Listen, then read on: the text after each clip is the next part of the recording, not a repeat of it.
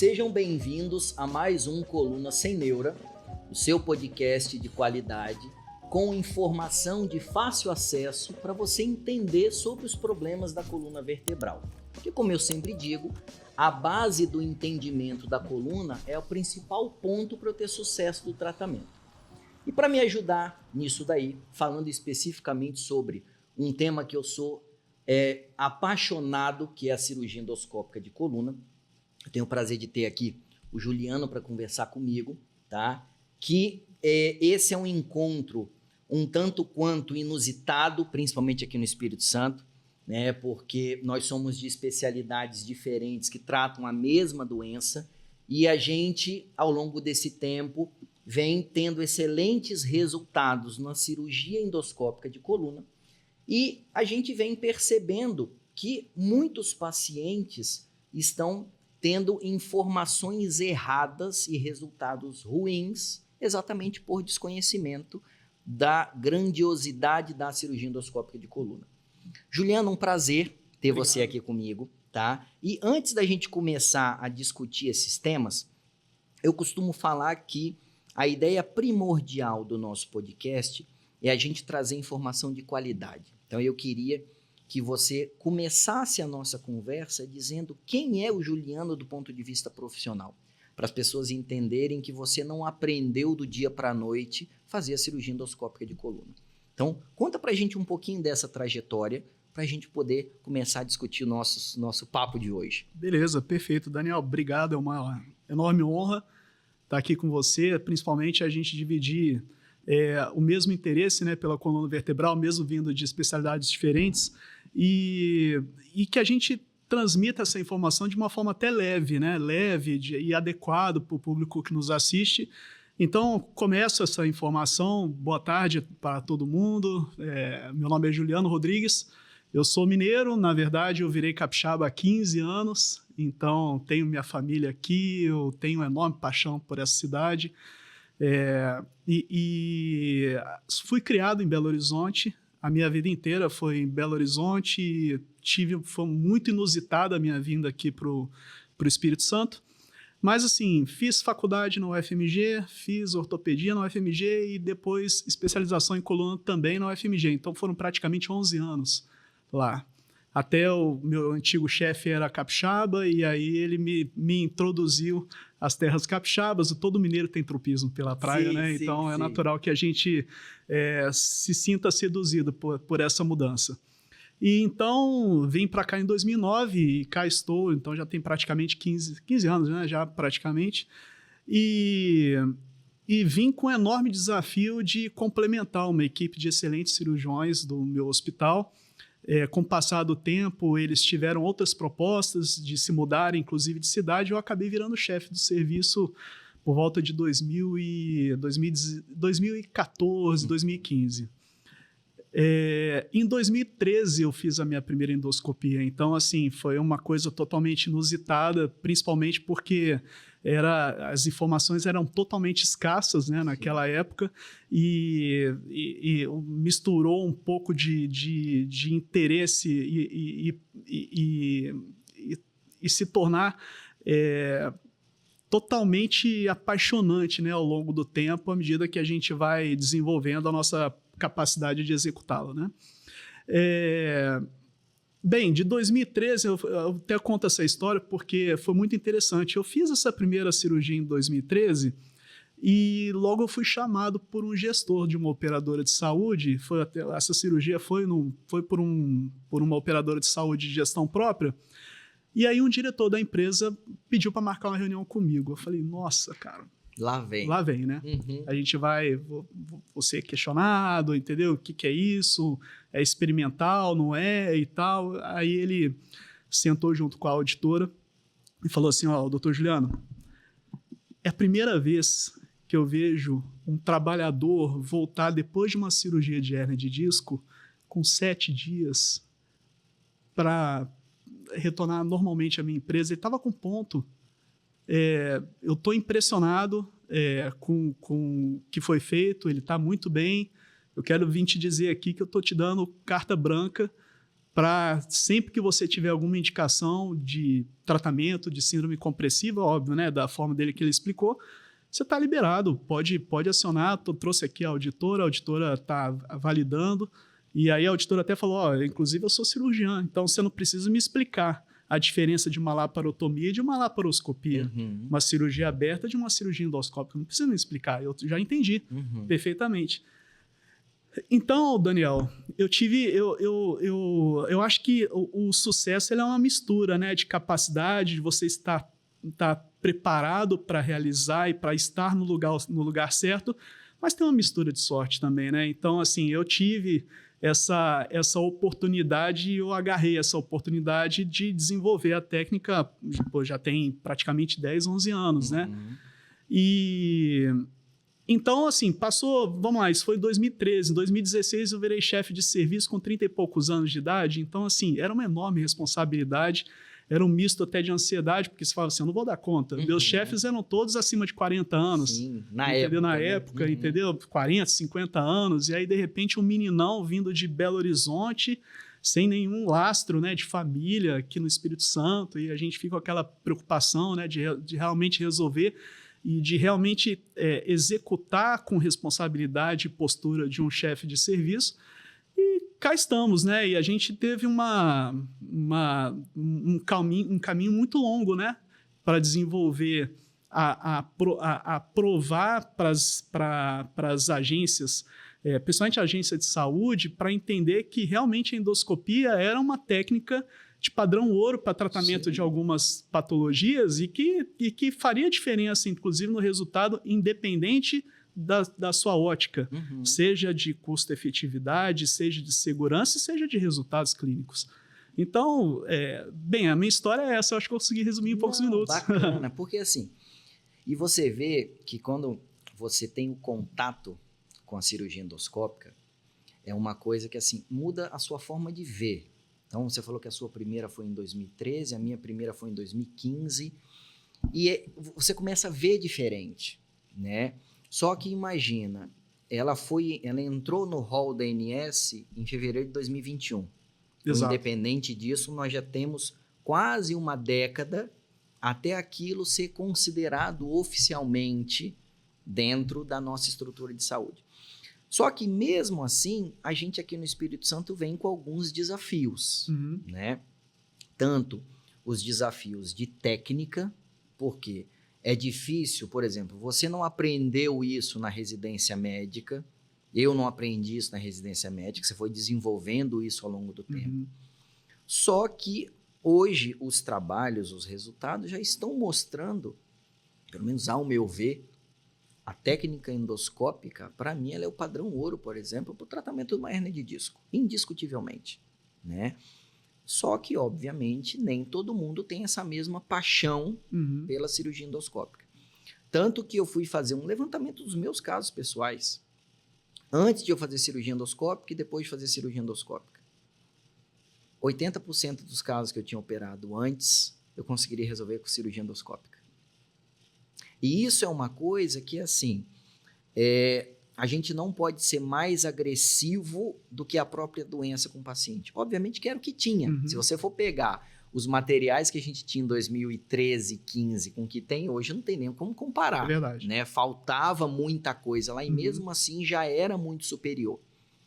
E aí, eu queria começar a conversar com você. O que isso mudou na sua vida, vamos colocar assim? Na forma de você encarar os casos, na forma como você, como um formador de opinião, já que você virou chefe de serviço mais ou menos quando você entrou, né, no meio da cirurgia endoscópica, que aí é aquele conceito minimamente invasivo que vai te impregnando, entendeu? Porque uma cirurgia aberta tem todo um trabalho para você fazer. Todo o nosso trabalho da cirurgia endoscópica, 1 centímetro de corte. Exatamente. Entendeu? Então, aquilo dali se acabou. Você puxou o canal de trabalho e acabou a cirurgia. Exato. Entendeu? O que isso mudou para você, assim? Na verdade, não só a endoscopia, como muitas coisas na cirurgia de coluna se tornaram totalmente, viraram a gente de cabeça para baixo. Né, para pensar, você falou muito bem, a gente fez a nossa residência era uma metodologia completamente diferente de tratamento. Tudo bem que a gente se atém aos princípios de tratamento, tá tudo certo. Mas a técnica, ela evoluiu de tamanha forma que a gente está assistindo a história ao vivo. Exatamente. A gente está sendo protagonista dessa história. Eu acho isso muito mágico dentro da nossa especialidade. Então, por exemplo, em relação à endoscopia, a nossa capacidade de visualização, de interpretação anatômica em 3 dimensões dentro da nossa cabeça e a adequação, inclusive a detalhes anatômicos, se tornou muito mais preciso do que a gente fazia. Estruturas foram descritas, né? Exatamente. Com a endoscopia, estruturas foram descritas, que a gente não tinha noção. Exatamente. Entendeu? Inclusive, tem pesquisadores que falam que ainda existem algumas zonas cinzentas que podem promover a compressão e que ainda não está descrito na base da fisiopatologia. Sim. Então, se para pensar assim, a gente está vivendo quebra de paradigma, principalmente em relação às síndromes compressivas. Vamos lá, se a gente parar para pensar que na época da estenose, que é um estreitamento do canal, ou seja, vamos explicar para o leigo da seguinte forma. Você tem um trânsito de carros através da sua medula que precisam chegar até a sua perna. Então, você tem esse fluxo de carros. De repente, existe uma interrupção abrupta. Vamos imaginar a terceira ponte. De repente, aconteceu algum fenômeno na terceira ponte, só tem uma via. Então, você vai ter que ter 3 carros tentando passar por uma via. Isso vai existir um congestionamento. E, na verdade, é o congestionamento que acontece na estenose. Né? Se parar para pensar que, na época, para a gente refazer essas 3 vias, a gente precisava fazer uma construção até de uma ponte acessória, que aí a gente traz de novo para a parte técnica, com parafuso, com haste, com espaçadores. De repente, a gente aprendeu a criar uma terceira, reconstruir essas 3 vias. Recalibrar. Simplesmente recalibrando essa via, entendeu? Ou seja, o nível de agressividade ela se tornou completamente distinto do que a gente praticava. E olha como é que são as coisas. A evidência até 2019. A gente tinha evidência até 2019 para fazer instrumentação em tratamento de síndromes compressivas, como a estenose. E aí, de repente, em 2019, teve uma mudança de chavinha de algumas séries de estudos extremamente contundentes, mostrando assim, calma lá, eu acho que se você abrir essas 3 vias e permitir a passagem livre desses carros, sem uma construção de uma terceira ponte, vai ser mais do que o suficiente, os resultados serão iguais. E aí cai como uma luva a endoscopia, né? Porque você reconstrói tudo isso da mesma forma que você reconstrói aberta, através de um orifício de milímetros. E isso daí, assim, eu acho que soma muito a ideia, obviamente, do minimamente invasivo, só que a gente começou a dar valor para outras funcionalidades também. Por quê? A gente começou a se preocupar mais com trauma muscular, exatamente, com a reconstrução ligamentar, com a reabilitação pós. Por quê? A gente é de uma época de formação que você operava da coluna e ficava de repouso. Exato.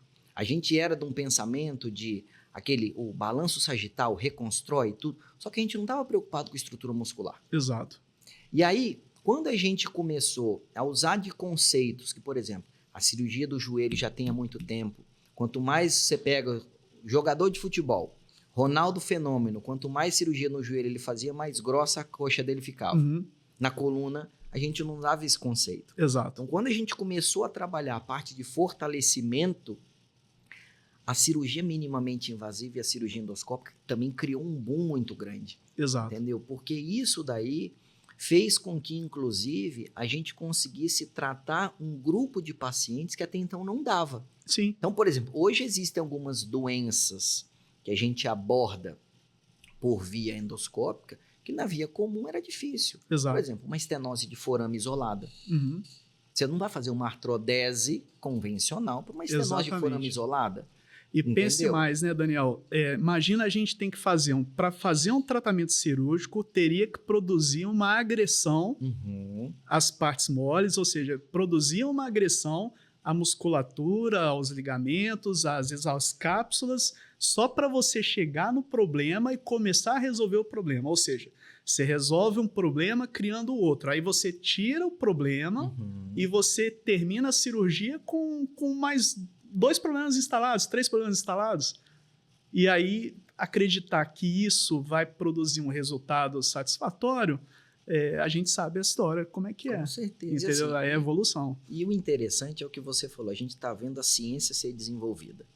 Então, assim, a medicina em si, ela é daquela especialidade das verdades variáveis, né? Então, Exato. Essa medicina baseada em evidência, a gente está vendo que muitas coisas, não que a cirurgia que a gente fazia há 15 anos estava errada, era o que tinha naquela época. Exato. Entendeu? Agora, hoje, da mesma forma que aconteceu com a cirurgia do aparelho digestivo, que hoje não existe mais você fazer uma cirurgia aberta da barriga praticamente, ainda mais uma cirurgia eletiva. Hoje, todo mundo sabe que a via principal é uma via por vídeo, entendeu? E a gente ainda tem um problema aqui no Espírito Santo, exatamente porque as pessoas não conhecem que isso é feito e não conhecem que isso está sendo feito com qualidade aqui. Exato. Entendeu? E vou te falar mais. A técnica, inclusive, ela se torna padrão ouro, principalmente para hérnia de disco, para estenose de canal. Quando a gente fala de medicina baseada em evidência, a primeira coisa, quando a gente tenta inserir alguma técnica, é partir da premissa que a técnica não funciona ou não é superior à que existe. Então, é importante a gente destacar essa seriedade de você colocar uma técnica como a endoscopia como padrão ouro, porque ela foi provada com a premissa de que, primeiro, ela não é melhor do que a que existe. E aí passa por uma série de etapas de validação, de resultados tanto em laboratório, em espécimes anatômicos, até você ir para o teste em seres humanos. E ao longo do tempo a gente prova que sim, a endoscopia é superior à técnica tradicional. E agora ela se torna padrão ouro. Então, assim, é muito importante porque às vezes a gente tenta tornar a endoscopia de forma banal, torná-la banalizada. Eu acho que isso é uma coisa muito importante porque ela tem uma exigência técnica muito grande para ela se tornar padrão ouro no resultado do seu paciente. Então, existe essa exigência técnica para que seja muito bem executada. Sim. E aí você tem uma série de cuidados que a gente sabe muito bem que a gente passou ao longo do tempo. Então, isso, até para você que está acompanhando a gente, a cirurgia endoscópica, toda ela é feita por um corte de mais ou menos 1 centímetro. E todo o trabalho é feito manual. Então, são instrumentos que a gente trabalha com uma ótica e com instrumentais na mão. Então, a habilidade do cirurgião é o carro-chefe para execução com precisão do procedimento. Só que existe uma trajetória por aquilo dali. Existe uma trajetória de formação pessoal. Obviamente que existe a questão de habilidade. Tem gente que não tem aquela destreza que outros têm. Só que existe uma trajetória. Você fez o treinamento técnico, você fez o treinamento em cadáver, você fez o treinamento supervisionado, você construiu a sua trajetória para aquilo, você foi treinado para um tipo de material. Então, isso tudo faz com que você consiga executar os seus resultados. É igual um cozinheiro que vai cozinhar alguma coisa, ele leva a faca dele, porque ele já conhece o instrumental daquilo dali. Então, hoje, eu encaro muito a cirurgia endoscópica como arte. Então, tem casos que você vai falar, cara, esse caso na minha mão fica legal, mas, cara, esse caso na minha mão tem fulano de tal que opera isso melhor do que eu. Então, eu acho que hoje a gente chegou num patamar de exatamente você saber, olha só, a cirurgia endoscópica não é um futuro, já é uma realidade. Óbvio que a gente vem passando por alguns desafios, tá? E isso é até uma pauta que eu vou conversar um pouquinho mais para frente com você, que eu quero saber a sua opinião disso. Só que assim, o que eu já percebi? Existiam alguns pacientes que quando batiam no consultório com a técnica comum, falavam, cara, não dá para fazer. E hoje, esses pacientes, eles conseguiram uma nova oportunidade de ter qualidade de vida, já que o carro-chefe nosso é a doença degenerativa e a gente está falando de tratamento de dor, tá? Na sua experiência, Quais foram esses pacientes que você resgatou? Você falou, cara, depois da endoscopia eu consegui tratar esses pacientes. Olha, é até fácil.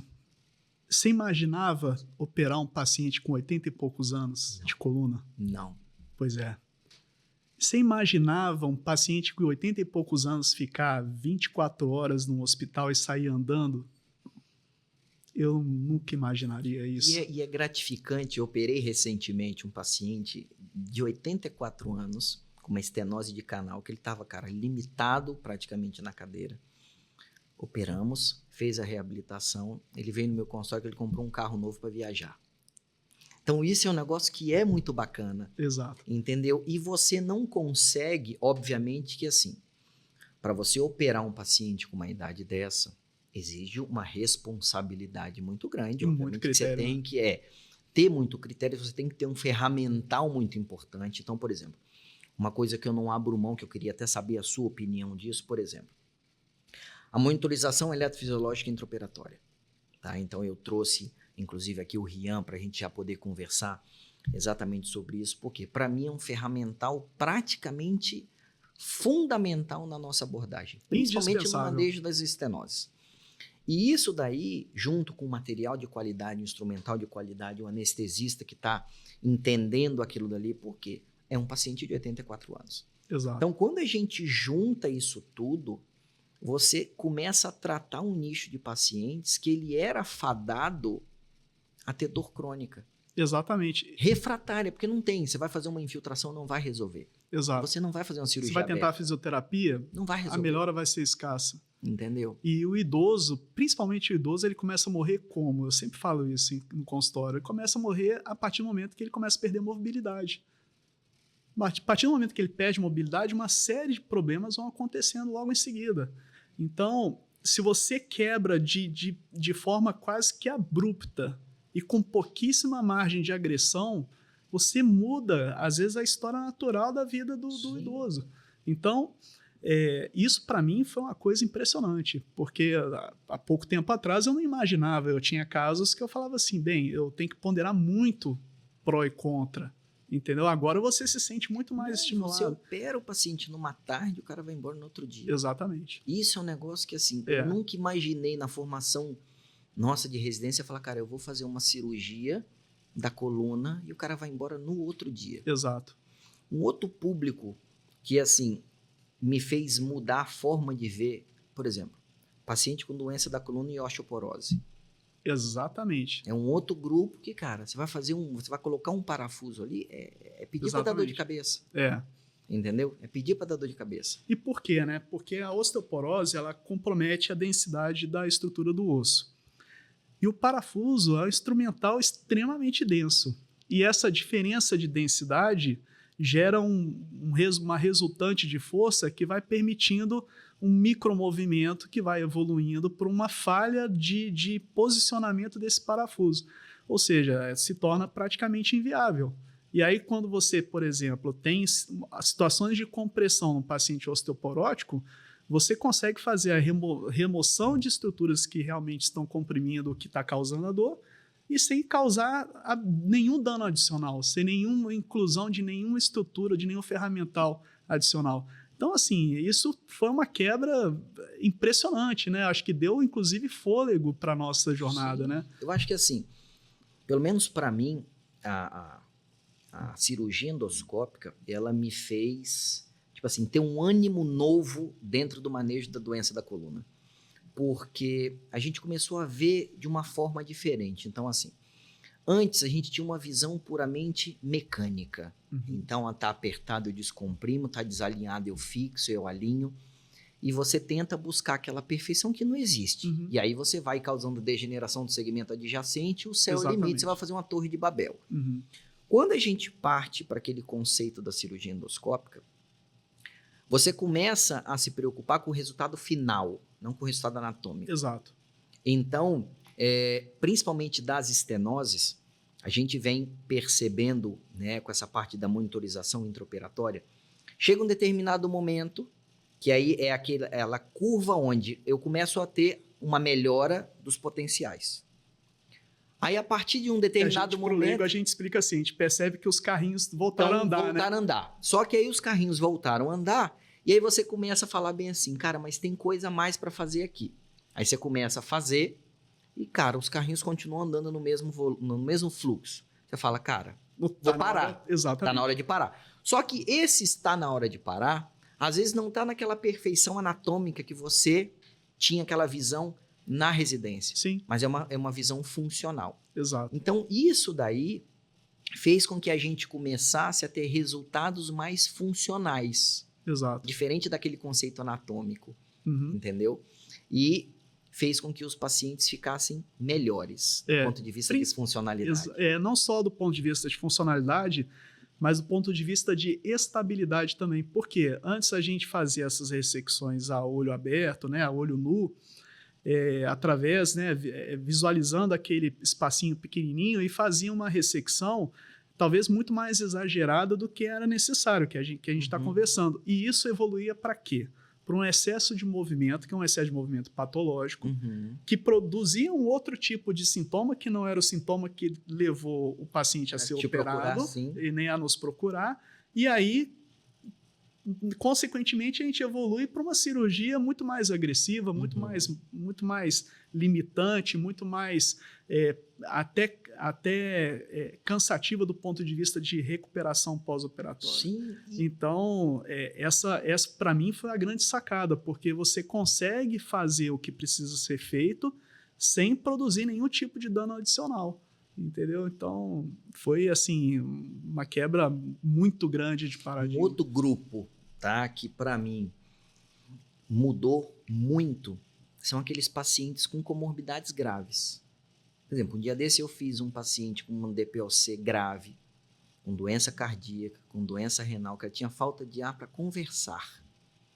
Só que ele estava parando de andar, também por conta de uma estenose. Não tinha a menor condição de fazer isso de forma aberta. E tratamento conservador não tinha a menor condição, porque o cara estava perdendo funcionalidade. Se não fosse a via endoscópica, não dava para fazer. E o cara está ótimo. Entendeu? Então, isso daí, eu acho que hoje tem que ser uma realidade. As pessoas precisam saber que isso existe. Exato. Entendeu? Outro grupo muito interessante também é o do obeso mórbido, né? Na verdade, não precisa ser obeso mórbido, precisa ser obeso. Porque você imagina que entre a pele e a coluna existe uma estrada para você chegar lá. E se você vai operar de uma forma aberta, você tem que abrir um cone assim de visualização para você chegar lá. Quando você faz isso com endoscopia, não. Você simplesmente desce pelo mesmo orifício de rapel. Exatamente, de rapel. Você desce com o seu instrumental até lá embaixo. Você controla isso através de imagens, então você tem parâmetros para a gente identificar se realmente a gente está lá o suficiente para começar a cirurgia, mas a gente preservou toda essa estrada de lesões, e aí, beleza, e se eu tivesse o recurso da cirurgia aberta? Seria lesão muscular, lesão de fáscia, tecido gorduroso, cicatrização, chance de infecção, dor residual, tudo isso a gente poupou. Então, mesmo numa cirurgia por microscópio, ou uma tubular, por exemplo, você precisa colocar o tubinho ali, você precisa colocar uma pressão sobre aquela estrutura de partes moles para você visualizar ali dentro. E mesmo, por exemplo, uma cirurgia tubular, num paciente obeso, dependendo da obesidade que ele tem, ela não consegue ser feita com qualidade, porque a estrada é longa. Exato. Você não tem instrumental para aquilo dali. Eu gosto até de falar para o paciente que a cirurgia tubular de microscópio é quando você vai na fechadura e olha nela, o que tem do outro lado. A cirurgia de endoscópio, não. A endoscópio você atravessa a fechadura e olha tudo que tem lá, do jeito que você quiser. Enquanto você está olhando lá de cada fechadura, você tem a fechadura como seu limite para você enxergar o que você precisa ver. Então, você precisa ampliar essa fechadura. Agora, no endoscópio, não. No endoscópio, basta que você atravesse a fechadura e você consegue visualizar. E o engraçado é que, assim, antes da cirurgia endoscópica, eu achava que eu sabia anatomia de coluna. Interessante. Depois da cirurgia endoscópica, você vê que você não sabia nada disso. Exato. Porque a gente começou a ter segurança de algumas coisas, saber que algumas coisas existem. Até então, a gente achava que algumas descompressões eram efetivas, a gente viu que não era. Outras entendeu? a gente fazia em excesso, né? Fazia em excesso, entendeu? Então, assim, esse conhecimento anatômico, ele, obviamente, demanda um treinamento muito grande, né? Hoje eu sei que, cara, indiscutivelmente, talvez a nossa experiência, minha e sua, seja maior que do estado disso, cara. A gente discute cirurgia endoscópica todo dia, entendeu? Então, e aí você começa a ver que, cara, quanto mais a gente vai fazendo, existem casos desafiadores que mesmo quem está fazendo, né? E aí você precisa de uma responsabilidade muito grande, porque o que acontece? Os pacientes, obviamente, eles não têm a obrigação de saber quem é que vai fazer aquilo dali. Ele acredita tanto que eles vão ao seu consultório, eles não querem saber se você fez o FMG, se você fez o... Eles vão para conhecer o Juliano. Só que o que acontece? A gente está tendo muito falsos profetas. Então, assim, a rede social hoje, ela vem mostrando muito o resultado. A rede social aceita qualquer coisa. Um dos motivos da gente ter esse bate-papo aqui é exatamente para a gente começar a trazer lastro para as coisas que a gente está fazendo. Eu queria saber a sua opinião, primeiro falando especificamente do cirurgião de coluna. Então, hoje o cirurgião de coluna, ele pode ser tanto o ortopedista que fez a formação para aquilo, como o neurocirurgião que fez a formação para aquilo. E ainda existem alguns que não consideram, por exemplo, a cirurgia endoscópica como o padrão ouro para a abordagem das doenças da coluna, principalmente no segmento lombar. Não vou nem falar do restante, não. No segmento lombar. Por exemplo, ao meu ver, tá?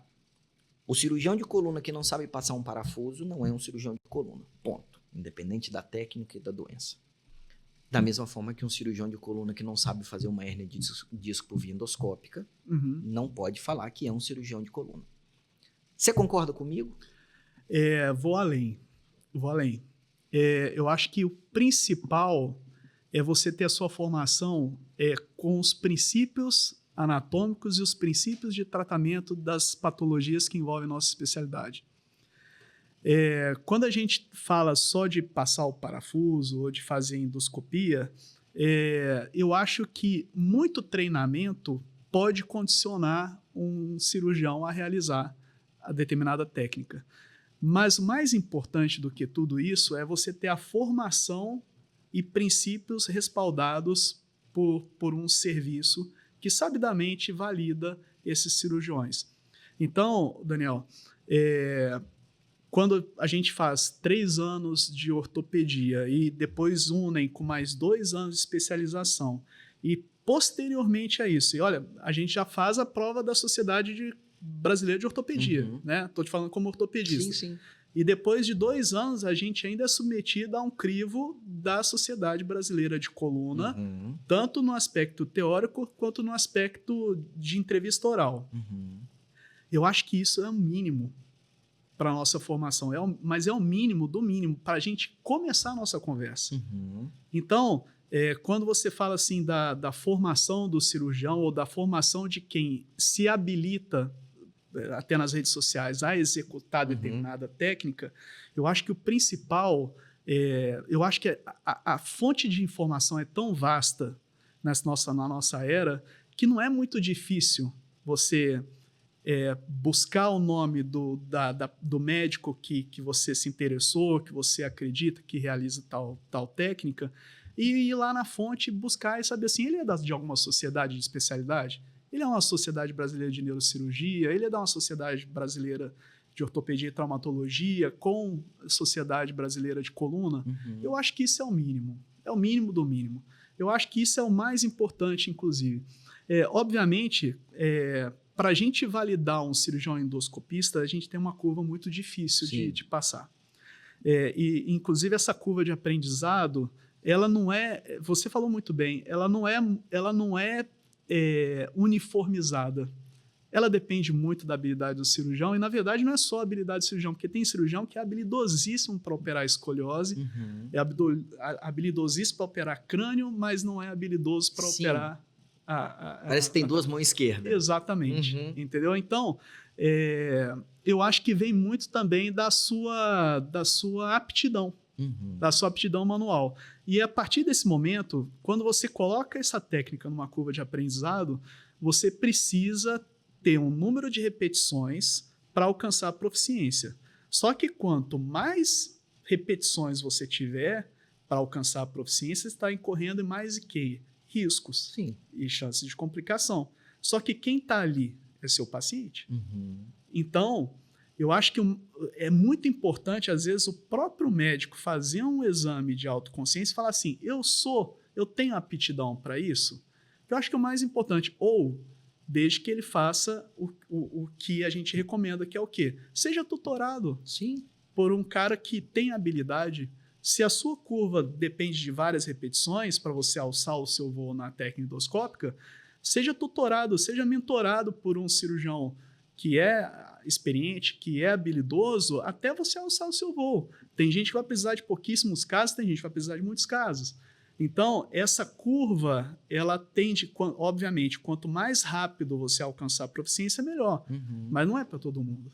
E eu acho que isso diferencia muito o cirurgião. E eu vejo, a gente que é cirurgião, existe um defeito coletivo no cirurgião, que é o ego. Exato.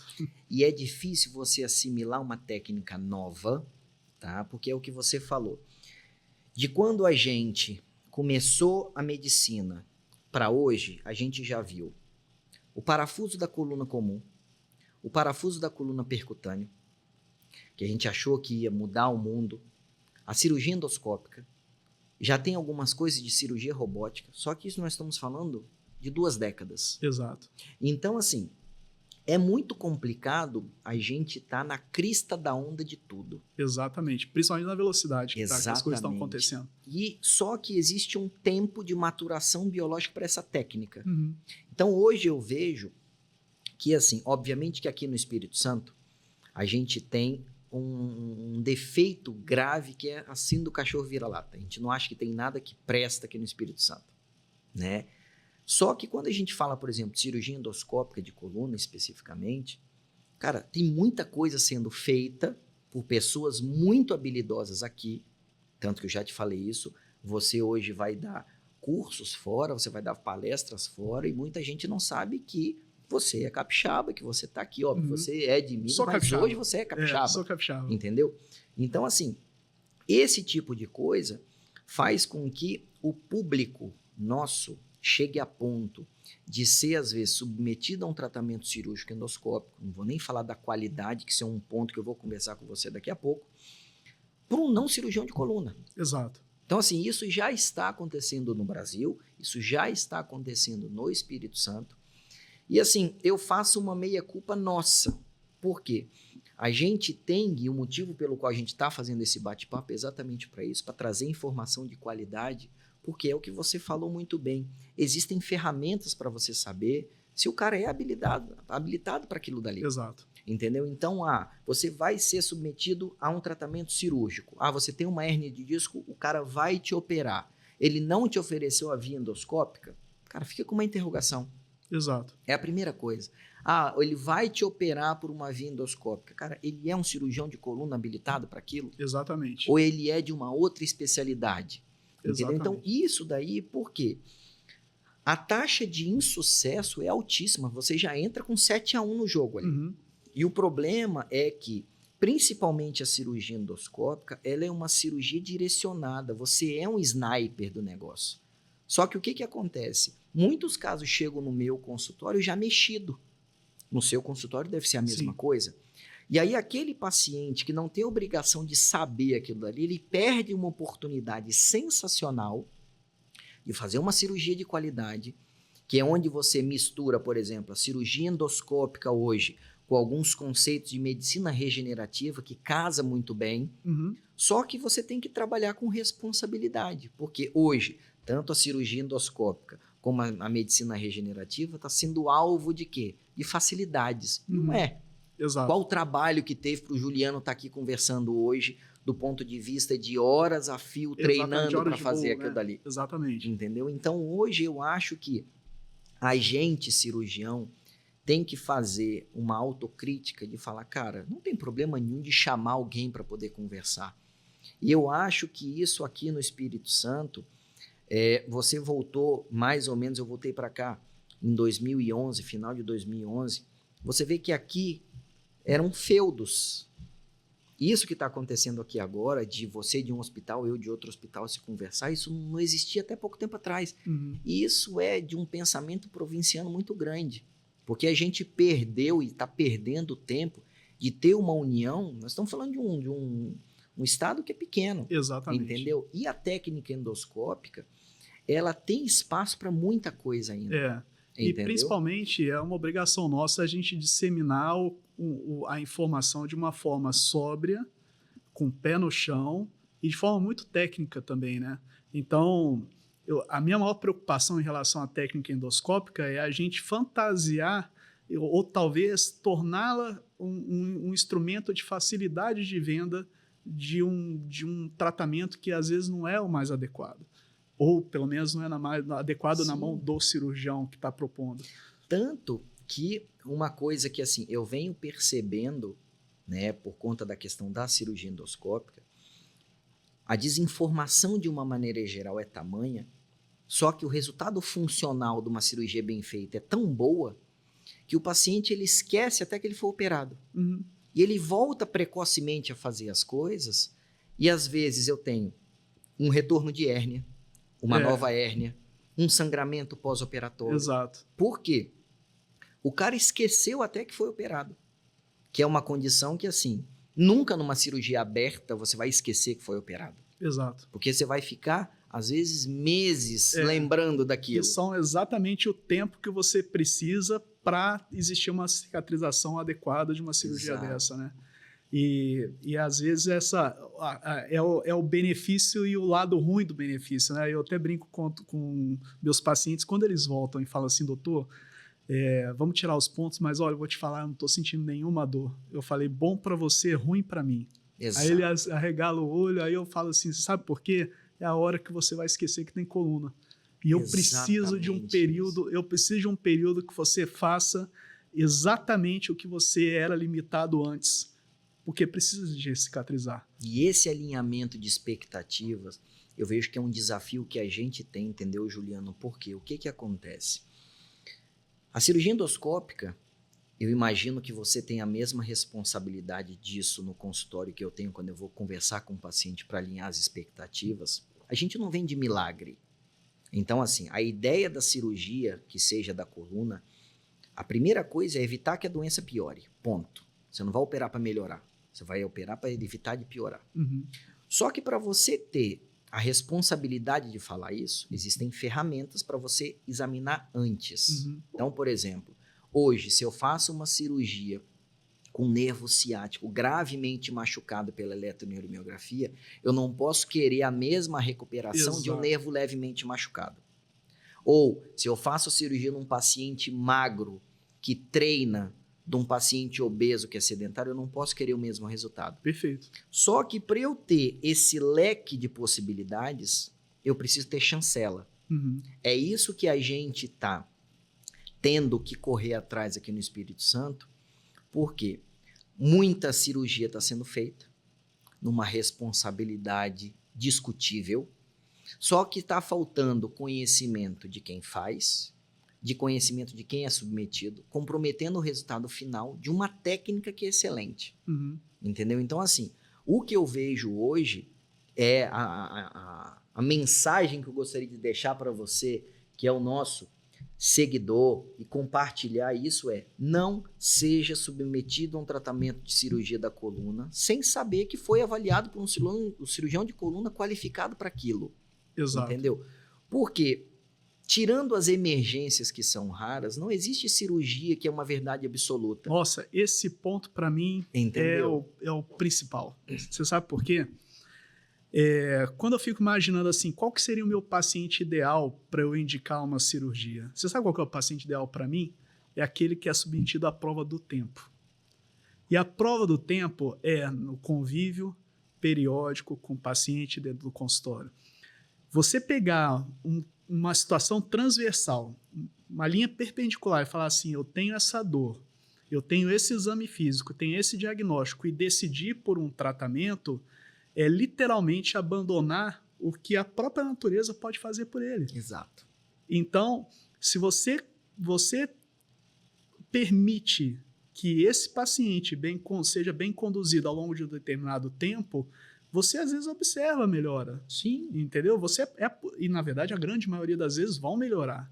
Então, o que me assusta às vezes na hora de você vender qualquer tipo de tratamento, por menos agressivo que seja, é a velocidade com que é dada a solução pelo médico ao seu paciente. Sim. Isso para mim é uma coisa assustadora. Às vezes a gente recebe paciente no nosso consultório e fala assim, olha, eu estava com uma dor há poucos dias. Eu vi um médico uma vez num pronto atendimento e o médico indicou tal tratamento cirúrgico. Uhum. Para mim isso não me entra na minha cabeça. Tudo bem, exceto o que você falou, existem situações pontuais de emergência, ponto final. Isso é indiscutível. Existem situações pontuais de alterações neurológicas que a gente precisa levar em consideração e, infelizmente, a gente não pode colocar na prova do tempo. Mas a grande maioria... Então, assim, isso serve até para quem assiste a gente, ele precisa entender que o próprio corpo pode reagir favoravelmente ao longo do tempo. Então, assim, a gente toma isso até como uma regra na residência, né? Não decida pelo paciente no momento de uma crise. Não decida pelo paciente no momento que a dor dele está insuportável. Porque se você propor operar, não importa a técnica, a chance dele topar é muito grande. Sim. Então... E eu vejo, Juliano, e isso é interessante, que assim, até a cirurgia endoscópica, ela te ajuda nesse conceito, nesse momento. Por quê? Por exemplo, às vezes vem paciente no consultório e fala bem assim, olha, me foi indicado uma artrodese 5 anos atrás e eu não fiz. E eu estou aqui agora. Aí o que eu falo? Significa que não precisava. Exato. Ponto. Se a pessoa chegou andando bem, não precisava. Ou seja, a evolução do tempo foi favorável. Agora, quando a gente pensa, por exemplo, na cirurgia endoscópica, às vezes o trauma é tão sutil que o radiologista nem vê. Sim. Entendeu? Então, assim, até nesse contexto, por exemplo, às vezes a gente vai pegar uma coluna com várias alterações e o cara tá com dor. Uhum. Às vezes você vai acertar uma coisinha para ele voltar no estágio anterior da doença degenerativa, para às vezes um bloqueio resolver, um remédio resolver. Então, esse conceito é uma ferramenta que eu acho que cabe a gente, né, que está à frente disso no maior volume, defender com unhas e dentes. Por quê? Hoje eu não consigo ver o manejo dos doentes de coluna da nossa equipe sem endoscopia. Não dá. E eu imagino que você, como chefe de serviço na residência, também não consegue. Entendeu? E hoje, saber que essa técnica que, por exemplo, mudou a nossa forma de ver a doença da coluna, que já não era ruim, e você vê diferente, está sendo banalizada, cara, dói ver. Entendeu? Porque você, pelo menos eu vejo, quando eu vejo um paciente, eu fiz uma endoscopia, não resolveu, eu tenho que passar parafuso. Exato. Cara, ou eu fiz uma endoscopia, não resolveu, eu tive que converter e fazer aberto. Óbvio, isso pode acontecer na mão de qualquer um. Só que não pode ser a regra. Exato. Tem que ser exceção. Pode ser, exato. Entendeu? Exatamente. Tem que ser exceção. Então, assim, essa responsabilidade, eu acho que a ideia do podcast é exatamente trazer isso à tona. Se você não se preocupar com a pessoa que vai encostar a mão em você, cara, a gente se preocupa com o cara que vai mexer no carro, o cara que vai lavar o carro, o cara que vai mexer no motor, a mulher se preocupa em quem é a manicure que vai fazer a unha. Agora, não se preocupa saber quais são as horas de voo que o cara que vai fazer a cirurgia da coluna. E eu falo bem isso.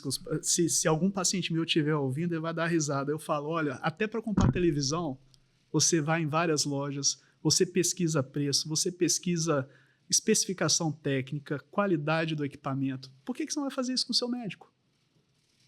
Isso é fundamental. Com certeza. Entendeu? É fundamental. Ele tem que passar por várias opiniões e ele tem que perceber qual médico realmente está preocupado com o que ele está sentindo, com o que ele está examinando, com a correlação do que ele está sentindo e está examinando com o que ele está vendo nos exames de imagem, para daí traçar um plano de prazo e meta.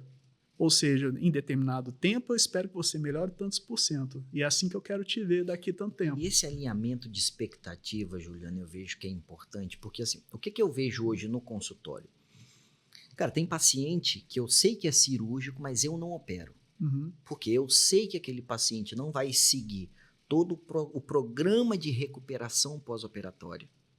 E aí ele vai colocar a culpa do insucesso em você. Exato.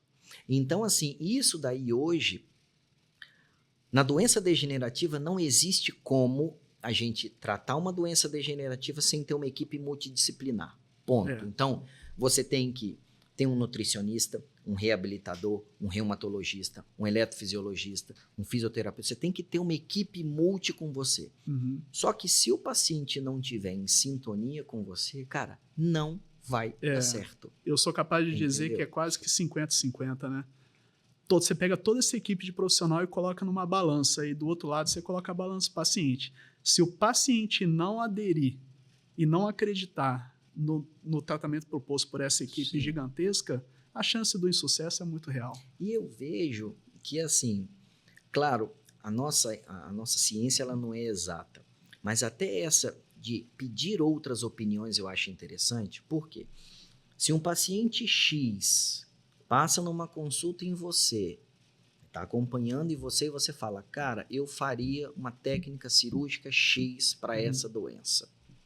Aí esse paciente vem a mim por uma segunda opinião e eu chego e falo, olha, eu faria a técnica assim para curar essa doença. E é a mesma técnica, isso dá uma chancela muito grande para o próprio paciente decidir. Óbvio. Cara, eu acho que realmente, aí cabe a ele escolher eu, você ou qualquer que seja pela empatia. Só que isso daí, eu vejo que não é uma rotina.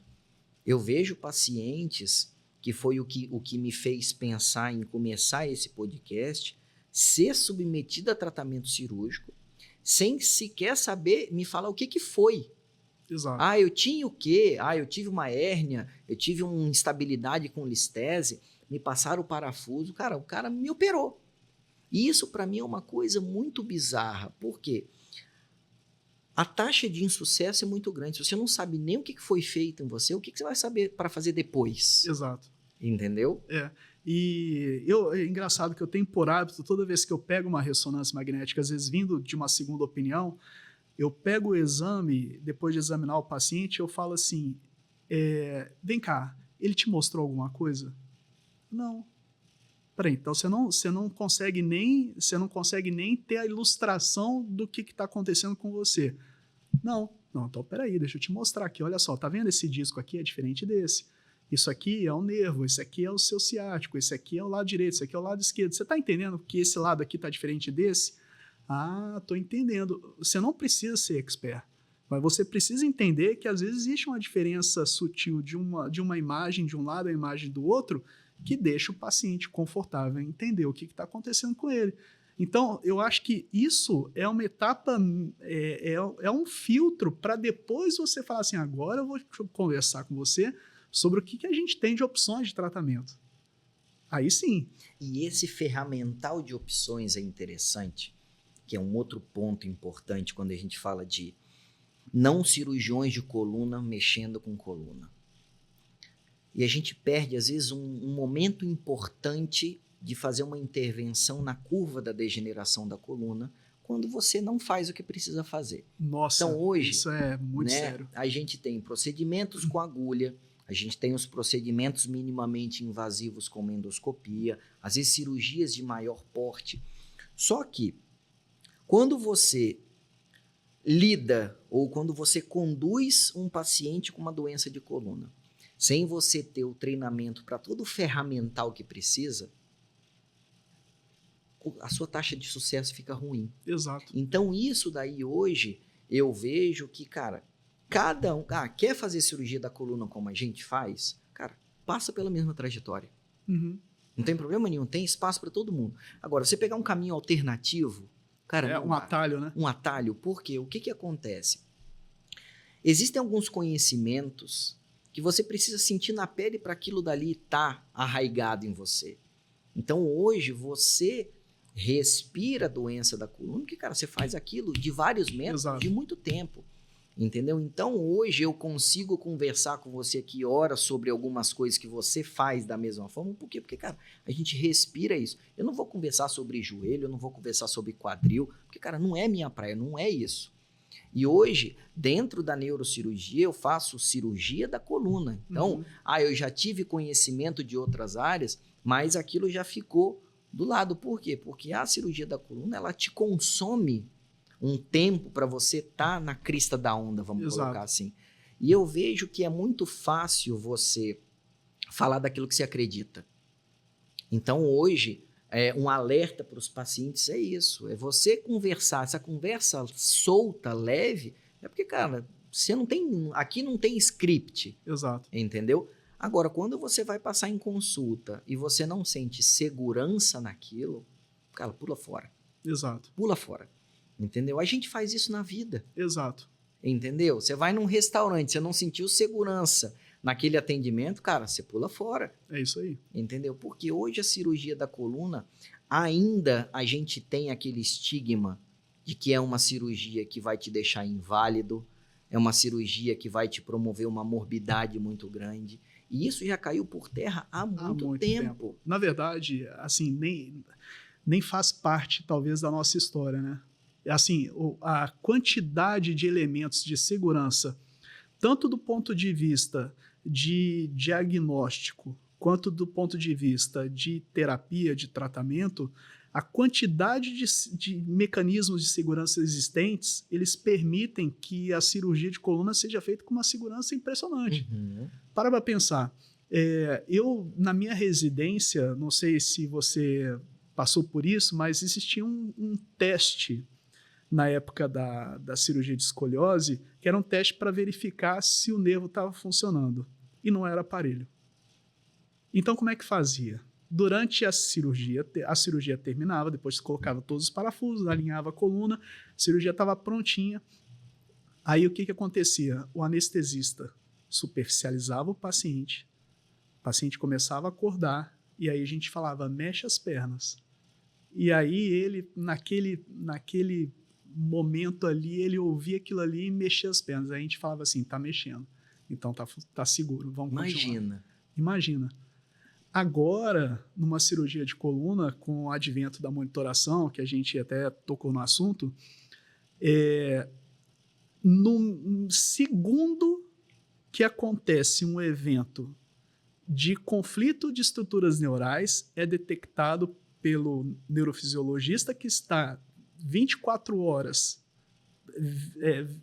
analisando todos os gráficos, todos os padrões fisiológicos da medula, do crânio e dos nervos, e é capaz de te dizer exatamente onde que está acontecendo o problema. Então, você consegue, numa fração de segundos, interromper e retornar ao que era antes. Então, o padrão que assim, é muito interessante, quando o paciente chega no consultório, a primeira coisa que ele fala, eu tenho medo de ficar na cadeira de rodas. Sim. E quantos eu tenho na cadeira de rodas? Nenhum. Exato. E os que não operaram, quantos que evoluíram? Muitos. Exato. Entendeu? Exatamente. Então, assim, por que disso? A técnica melhorou, os cirurgiões estão mais proficientes, a gente tem testes diagnósticos de muito mais qualidade do que antes, e a gente tem recursos de segurança durante a cirurgia.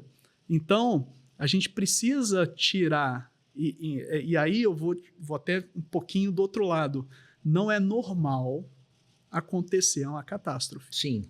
Então, por outro lado, isso também aumenta a nossa responsabilidade de ter um resultado melhor possível para o nosso paciente.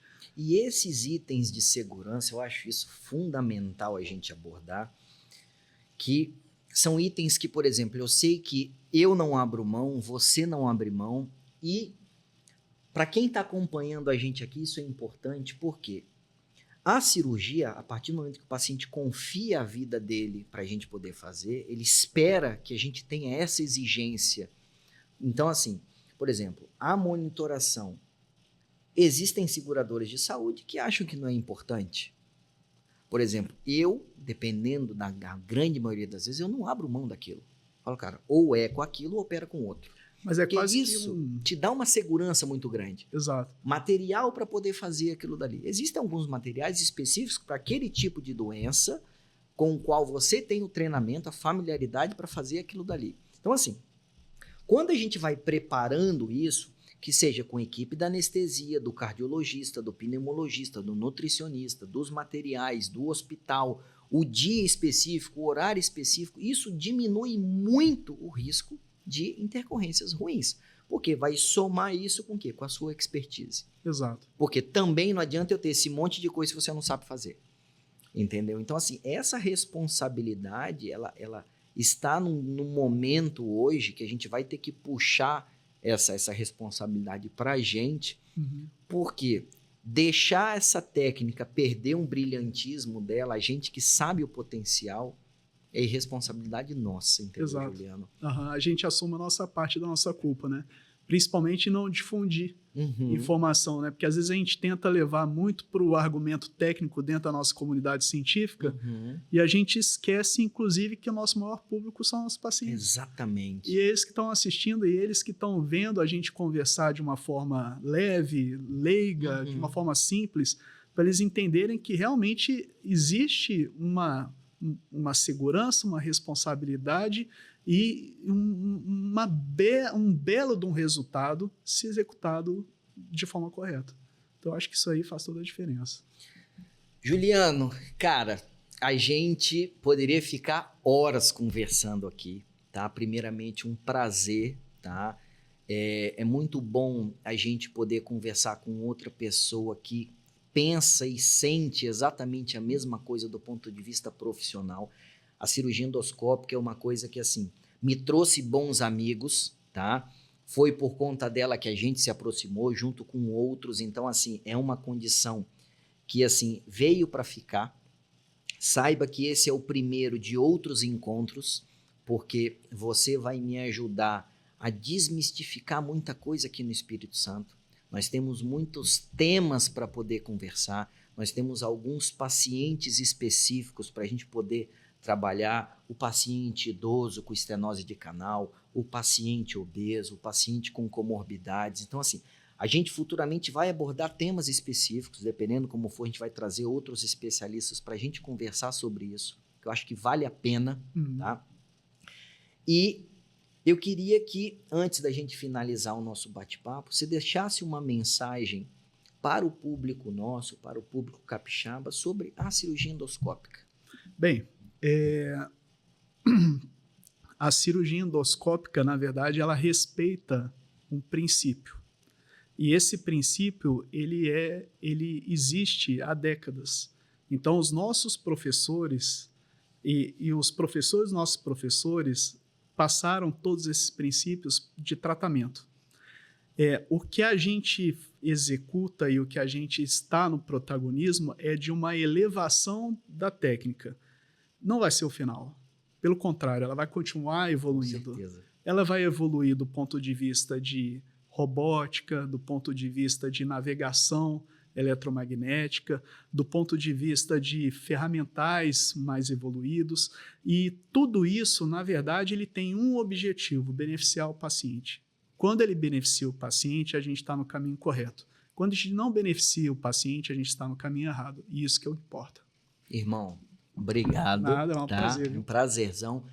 Gente, não deixe de seguir a gente nas redes sociais, curtir, compartilhar. Qualquer dúvida técnica que vocês, porventura, têm, deixa aqui nos comentários. Nossa equipe vai ter o maior prazer em responder. Eu e Juliano vamos estar disponível para poder responder essas possíveis dúvidas, tá? Nossa equipe vai deixar os contatos, inclusive do Juliano, caso as pessoas queiram segui-lo nas redes sociais. Ele vai ter o maior prazer em ajudar. E até o nosso próximo encontro.